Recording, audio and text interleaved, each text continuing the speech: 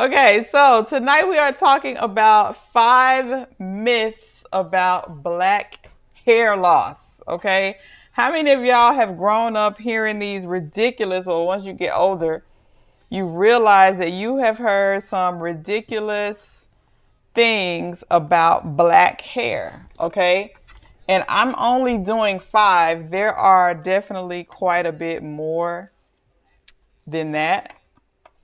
But I'm gonna tackle 5 because not that these are the worst or the most ridiculous, but I do think having this information, especially if you are trying to regrow your hair or if you're on a healthy hair journey or you're trying to understand your hair and what it needs, that this information will definitely be beneficial for you. Okay. All right. If you are seeing me for the first time, thank you so much for being here. My name is Kendra, and I am the founder of the 180 Collection, where we focus on natural herbal hair care solutions, specifically for women over the age of 40. Okay, why is that important? Because once we hit that lovely, magical, wonderful age of 40, everything starts to change. Okay, from our hair down to our feet, right? So things can be a little bit more difficult, a little bit more challenging. We need to think about how we um, style our hair, the products that we use our hair, things begin to change. Things are a little bit different. So I share tips and advice and tutorials on using natural ingredients, okay, to maintain healthy hair. But I also teach about how your mindset, your habits, and your nutrition are also important when achieving or trying to achieve hair goals. So whether your goals are your hair is dry and you want to figure out how to keep it moisturized, whether your goal is my edges are thinning, I need to figure out how to regrow my edges back. I have bald spots, I have breakage or dryness. It doesn't matter what your goals are. We have solutions to help you get through it. Okay. So if you're looking for a community that understands all of that, okay, all the complexities and the uniqueness of your hair and your hair journey, then you are in the right place. So getting started, did you know that nearly 50% of black women experience some form of hair loss by the age of 50? Okay. And so again, today we are going to talk about 5 myths um, about black hair and black hair loss. And hopefully this will help you understand what's really going on with your hair and some things that you can do to protect it. Okay. I know from firsthand experience and from a lot of my customers and friends and family that hair loss is challenging because it's also very emotional. Okay. It's not just about the physical aspect, it's the psychological part of it as well. And then also, there's so much information out there. There's so much misinformation out there. Okay, so there's a lot of truths and there is a lot of false things, and it can be difficult to differentiate between the two. Okay, so I'm here to give you practical tips. I'm here to give you support and help you to set the record straight on a lot of things that you probably didn't know and things that you should know. Okay. So we're going to get right into myth number 1. This is not in any particular order. This is not from, the worst to not so worst. This is just 5. Okay. I'm giving you 5 and I probably will give you a bonus one at the end. So make sure you stay to the end to hear that. Um, so myth number 1 is black hair doesn't grow as fast as other hair types. How many of us have heard that? I have heard that from probably childhood, that black hair does not grow as fast as other hair types. Okay. This is probably a myth that will never go away, but this couldn't be further from the truth. Okay. All hair grows roughly about the same rate, about a half inch per month. Okay. I mostly tell people that your issue is probably not a hair growth problem. It is a length retention problem. Okay. So we need to understand why sometimes it seems like our hair isn't growing. So let's break it down. Now we know that black hair has a unique structure, okay? And that makes length retention a little bit trickier. And when I say unique structure, I'm talking about the curls, the coils, the kinks, especially if you are natural. Okay, this especially applies to my ladies that are natural. Okay, because of this curl pattern, your hair can tend to be a little bit more fragile. Each curl or coil pattern, each curl or coil has a potential breaking point, okay, or a potential point of breakage, which can give the illusion that your hair isn't growing, when in reality, again, you probably just have a length retention problem or your hair is breaking off, okay? But don't worry. We have plenty of ways. I'm going to give you three, but there are plenty of ways to keep your hair healthy. Okay, so that you don't have to be susceptible to the breakage or worrying if your hair is getting enough moisture. Is it going to break off before it completes the growth cycle? Are you going to get your full ½ inch per month? Okay, that this science and biology is supposed to give you. Okay, a lot of us feel like we are getting shorted on our ½ inch per month. So here are three things that you can do. Number one, I talk about this all the time. I will always talk about this, is regular moisturizing. Keeping your hair moisturized is key, okay? Using a water-based moisturizer that seals in moisture along with natural oils is going to be very helpful. It's going to keep your hair hydrated and less prone to breakage. One of our top selling products is the Spray and Go Leave-In Conditioning Mist.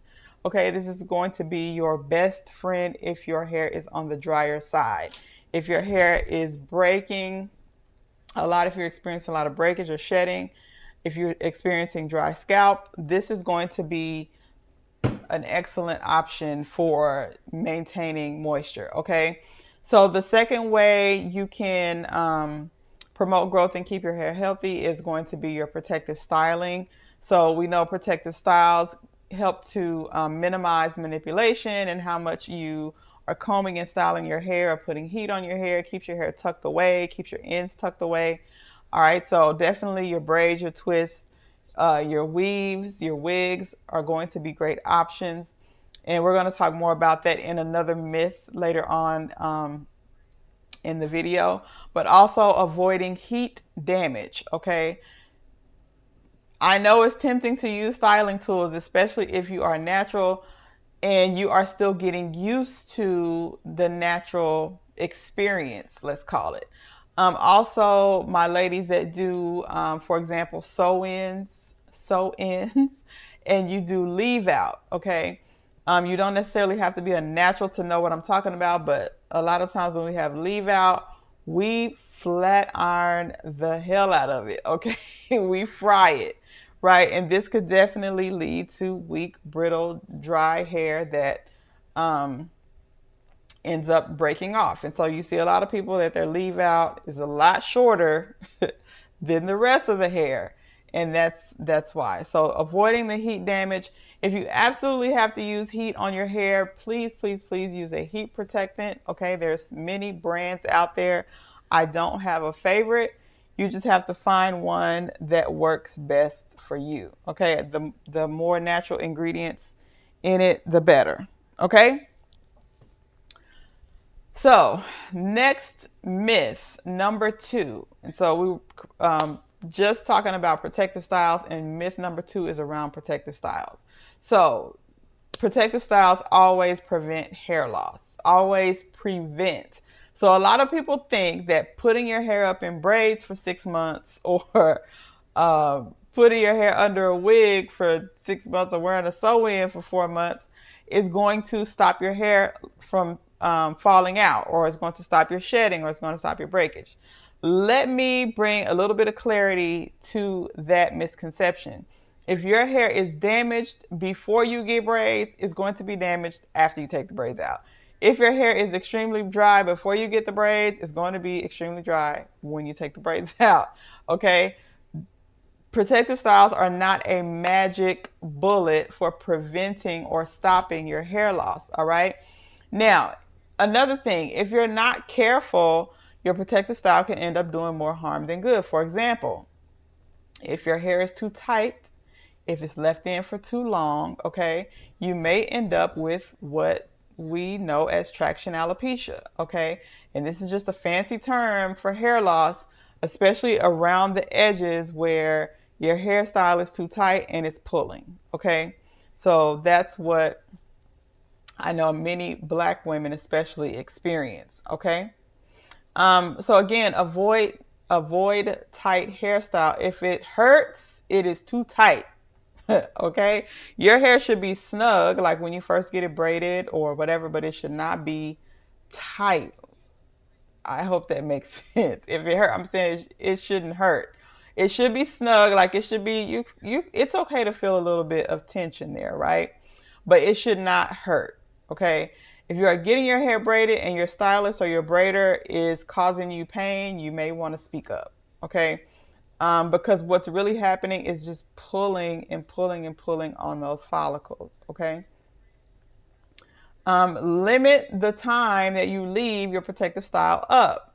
I know it's tempting to keep that cute style, those cute braids up as long as possible because you paid two, three, four, $500 for them and you want to get your money's worth. Okay, but you definitely need to get your hair a break, especially if you're hopping from one style to the next with no break in between. You definitely need to make sure you are limiting how long you keep your styles in.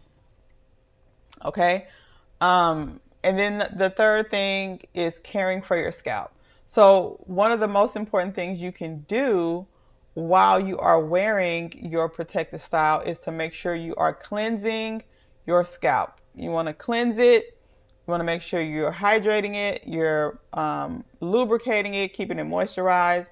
Doing these things to your scalp can definitely help to prevent dryness and irritation, especially if you use a water-based or a light oil-based moisturizer. Again, our leave-in conditioning mist is key for things like that. So I always recommend using this if you're wearing braids.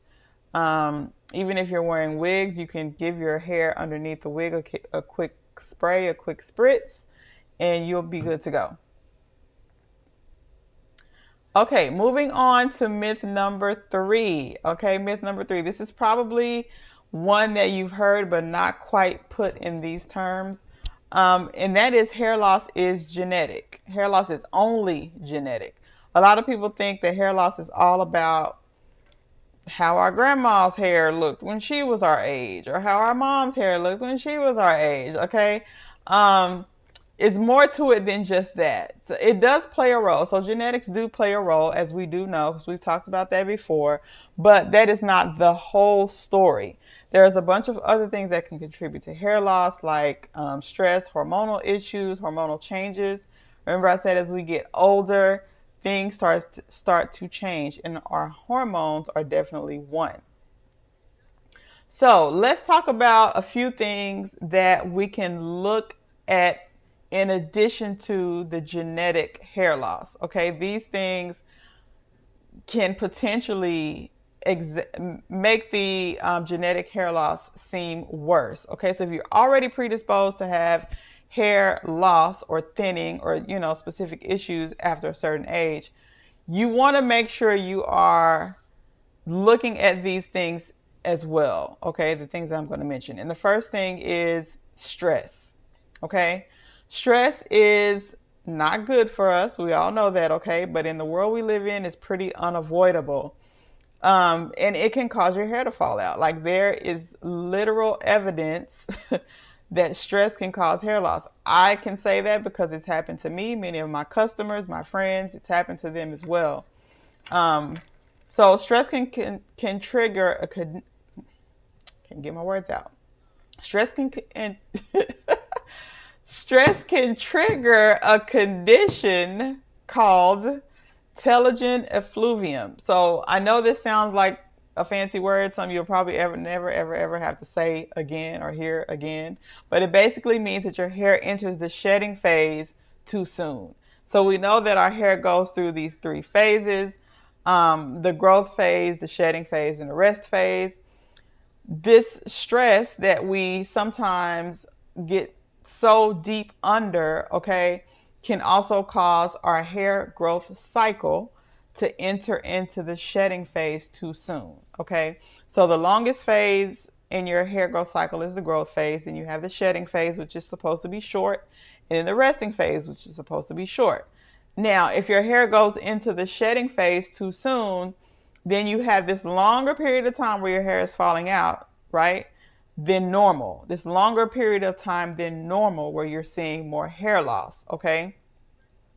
So that's basically how stress can affect your hair growth cycle and make your hair seem like it is thinner, which it really is. It's not just seeming like it, it is thinner. But the good news is once you improve your stress levels or decrease your stress levels or find outlets or ways to um, manage your stress, your hair will go back to its normal growth cycle. Okay. So next up is hormones. Hormonal changes can have a huge impact on your hair. I know that from experience as well. So if you think about if you've had a baby, you understand what that means. If you're going through menopause, if you've gone through thyroid issues, these can all lead to hair loss. Okay. So you may notice hair thinning after having a baby or during menopause. Excuse me, thyroid imbalances can also cause hair to fall out as well. If you think that your hormones are to blame, I would definitely advise going to see a doctor, okay? And then just some good old comprehensive hair care. And that's just a fancy way of saying have you a good hair care routine. Maintaining balance is key. So that is in your habits and your nutrition. Okay, we talked about specific foods that would be good for hair health and hair growth. So you can go back and watch that video. I think that was the last live that we did. So you want to follow a good hair care routine and a good hair nutrition routine. Okay. Let's see. Yeah, that was all my notes on that. So let's go to myth number 4. Okay, myth number 4 is oils can cure hair loss. What does that even mean? That is the myth, the notion, the frustration that if I purchase this oil, this miracle oil, that is going to fix my hair problems. Okay. Now, being someone that makes hair growth oils or scalp oils or hair care oils as a business, okay, I see this all the time.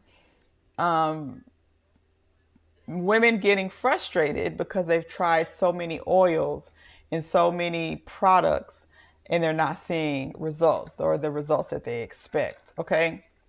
So let's get into the reality of what this even means. So here's the scoop. The role of oils in hair care, they are a fantastic way of maintaining healthy hair. They are a fantastic way of getting nutrients to your scalp. They are a great way to heal certain issues that you may have, like itchiness, irritation, fungus, and bacteria.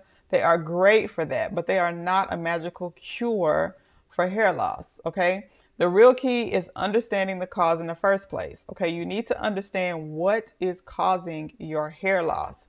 And we can get to the bottom of that once you understand, like I said in the beginning, that hair loss is a symptom, not a problem. And to understand what is causing it, we need to deal with the mindset. We need to get some education. We need to get some knowledge and some understanding on what could be the possible cause. Okay. So it could be stress. Like I said, it could be hormones. It could be you're not caring for your hair properly. But once you know the cause, then you can take the right steps to address it.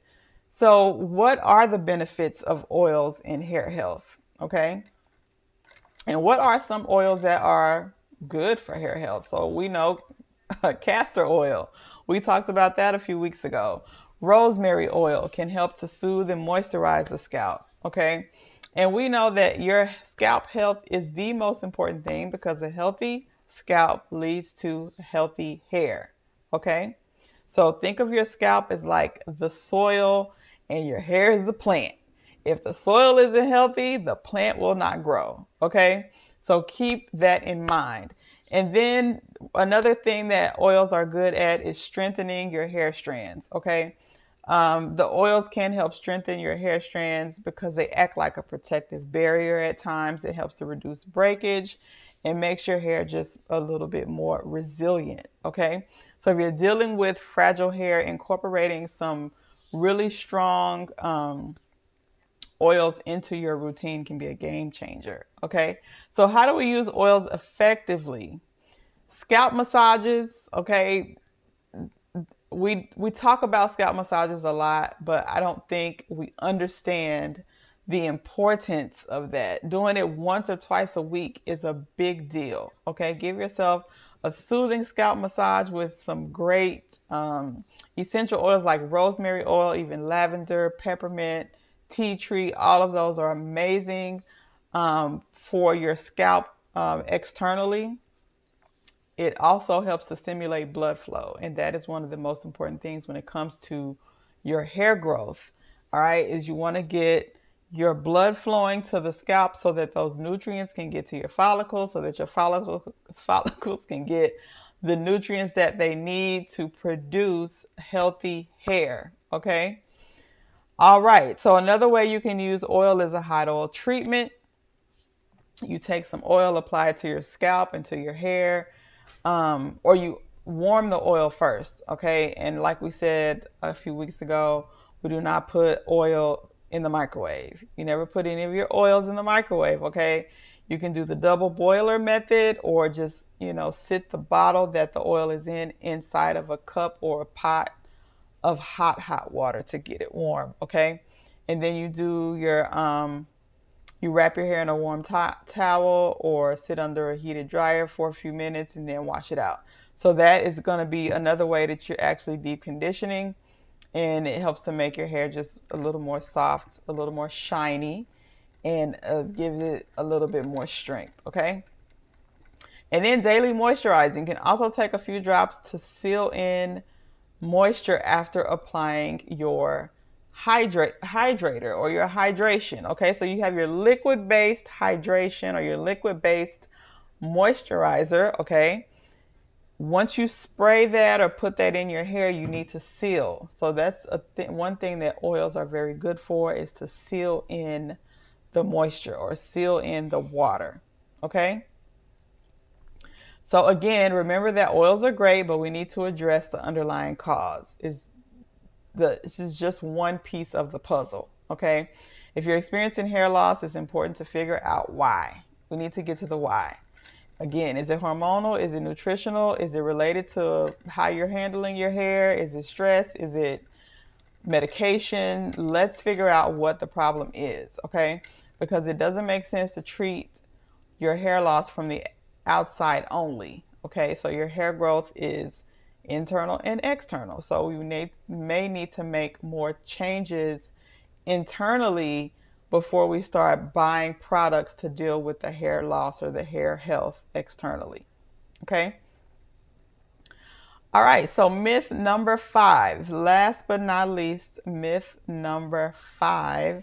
And this is definitely one that I heard a lot, is that washing black hair too much can cause it to fall out. Okay, so first of all, let's talk about why this myth even exists in the first place. Because there is a common belief that if you wash black hair or African American hair or kinky curly hair, whatever you want to call it, if you wash it too much, you'll lose it. Okay, but here's the truth, my friends. Regular washing is actually crucial for maintaining a healthy scalp and hair.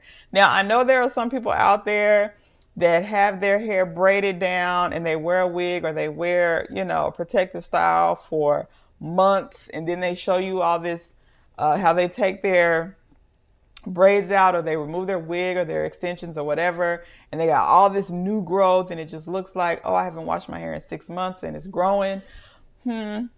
Yeah, I would not recommend that, but that's me. Okay, that is my 2 cents, and here is why. It's because black hair requires water. Our hair loves water. Okay, so that's why I said in the beginning, you'll always hear me talk about moisture, moisture, and moisture some more. All right, because one of the most common problems that I see in my business, aside from hair loss, is dry hair. My hair is too dry. Everything I put on my hair still feels dry. I'm using all these oils, my hair still feels dry. Usually the common denominator is you're not drinking enough water and you're not getting enough water to your hair and scalp. Okay, so I think it's preposterous to say that if you wash black hair too much, it will fall out. The importance of regular washing keeps your scalp clean and free of buildup. Okay, a clean scalp is essential for hair growth because it ensures that your follicles aren't blocked or dirty. Okay, or blocked by dirt and oils, or product residue. Okay, so all of these things can clog your pores, clog your follicles, and prevent um, healthy hair growth. Okay, so using the right product. So washing your hair often is fine, but the catch is, what are you using? What are you doing? What are you washing your hair with? What's going on? So mild shampoos I would recommend, especially if you're washing your hair frequently.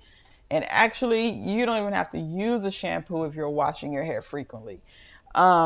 You can just rinse it with water. You can get you some natural herbs. Make yourself a hair rinse tea, right? And you can just rinse your hair and then do your conditioner. Okay, if you're washing your hair regularly. Conditioning regularly, and that includes deep conditioning. Okay, I always tell people, uh, deep conditioning to me is subjective, I guess, because I feel you can make any conditioner a deep conditioner. You can take, I'm not going to say a low quality, but a low cost regular conditioner, and you can make it more conditioning. You can make it deep conditioning just by adding a few simple ingredients that you probably have in your kitchen anyway, or probably have in your home anyway. Okay. So yes, I think it is great to deep condition, even if you don't use shampoo each time. Deep conditioning each time is going to be great. And then the most important step is listen to your hair. Listen to your hair is talking. Everybody's hair is different, okay? Pay attention to how your hair responds to washing. If it feels dry, honestly, you probably need to just wash it a little bit less often or use more moisturizing products. Don't skip the conditioning step, because even if you're shampooing your hair once a week, twice a week, and it still feels dry because you're skipping the conditioner or you're not doing a deep enough conditioning, it's gonna still be a problem. It's not. It's gonna seem like, well, I shouldn't wash my hair that much because it's still dry, when really that's not the case. Okay, so you have to listen to your hair. You have to pay attention. You have to have a hair care plan. I suggest writing down what you are doing to your hair, writing down some of the ingredients that you know you should be looking for when you're buying products. Like, keeping those things in your mind um, helps you to pick the right products when you go to buy new things, and it helps you to know what to stay away from. Okay. Create a wash schedule. Okay, if you're going to wash your hair more frequently, I would say start with once a week. I think that's a lot. That's a lot for me. Once Washing or shampooing my hair once a week is a lot for me because I'm very busy. But I do make sure to do things like cleansing my scalp. So I can take a cotton cloth, wet it with water, maybe put a little apple cider vinegar or a little bit of tea tree oil, and just, wipe through my scalp. Especially if you use oils or a lot of products, you want to, at the very least, keep your scalp clean. Okay? Keep your scalp clean and keep your scalp hydrated. That's important as well. So I wouldn't worry too much about washing black hair too much. I know I've heard people say that if black hair gets dirty, it grows. If it's dirty, it's growing. Yeah, I don't know. I can't say yay or nay because I know some people will argue that. I don't think that's necessarily true. I think that when your hair is tucked away for so long, it's still growing. So of course it's like shocking when you take your braids out, or when you are looking at your hair and it's like, dang, I got a lot of new growth. Well, that's probably the amount of growth you would have had anyway, because your hair is constantly growing. The thing is, are you going to be able to maintain that length? Okay, you're going to be able to maintain that length, or is it breaking and shedding because it's too dry? Okay. All right. So let's see if I cover everything. I think I did. I think I did. So, in conclusion, we talked about 5 myths when it comes to black hair loss or black hair health. Okay, and I gave you the myth and I debunked it for you. Okay, so myth number 1 was black hair doesn't grow as fast as others. That is not true. Most of our hair grows at the same rate. I know there are some exceptions to that, but for the most part, we're getting about a ½ inch per month. If you feel like you're not seeing that, your issue may be a length retention problem, which means your hair is breaking off before it completes the growth cycle, or the growth phase. Myth number 2 is protective styles always prevent hair loss. That is not true, especially if you are getting tight styles, if you are leaving your styles up too long, and if you are not caring for your scalp underneath your style. Okay. And then myth number 3 is that hair loss is mostly genetic, or it's only genetic. My hair loss is mostly because my mom or my dad or my grandfather. Okay. That's not the whole story. But if you know that you are predisposed to hair loss because of your family history, make sure that you are keeping in mind your stress levels, any changes that you're seeing in your hormones, and making sure that you have a well thought out hair care plan. Myth number 4 is that oils can cure hair loss. Okay, we know that that is only part of the story. All right, so if you are using hair care oils or hair growth oils and you're not seeing the results, it's probably because there is a bigger problem that the oils cannot fix. And then last but not least is washing black hair too often causes hair loss. I'm going to call crazy on that one, okay? Ridiculous, preposterous, insane. Our hair needs water. Black hair definitely needs water, okay? And it needs moisture. It needs that water to be locked in. So I don't just want you to wash your hair or wet your hair. I want you to lock that moisture in. I want you to deep condition as much as you can, okay? All right, so I'm going to pop off. How long have we been on? Let me see. 42 minutes. I said 30 minutes, but it's been 42. Okay, so I went over a little bit, but I hope this information was helpful. If you have any questions, as always, you can leave me a message below in the comments. I respond to all messages. No matter when you leave it, I will come back and respond. And come back and join me next Thursday. I'm here most Thursdays at 8 p.m. Central Standard Time. I did have to reschedule, I didn't reschedule, I canceled last Thursday. But I'm trying to get back on track with my schedule and making sure that I am making time to do this every Thursday, because it's very important for me to get this information out. Okay? All right. To all the fathers, or all of you who are celebrating your fathers this Sunday, happy Father's Day. My father is no longer with us. I miss him dearly. I do. But those of you who still have a father on this earth, I hope that you will spend some time with him, and don't buy him a tie. Okay, don't buy your daddy a tie. Okay, so I'm gonna read. I see we got a comment. Miss Cynthia says, "I have a hair log." That is awesome. I'm going to have some hair planners available very soon, and they will be digital planners as well as planners that you can get that's already printed. I think that's important to know what you're putting to keep track of what you're putting in your hair, to keep track of products that you're using, how often you're using them, how your hair is responding, because we forget. I can't tell you how many products I used and was like, dang, did this help my hair? Why do I still have it? I don't even remember. Like, it's important. Just like if you're logging your food or what you ate, if you're trying to lose weight, if you're trying to improve your body health, you log your food.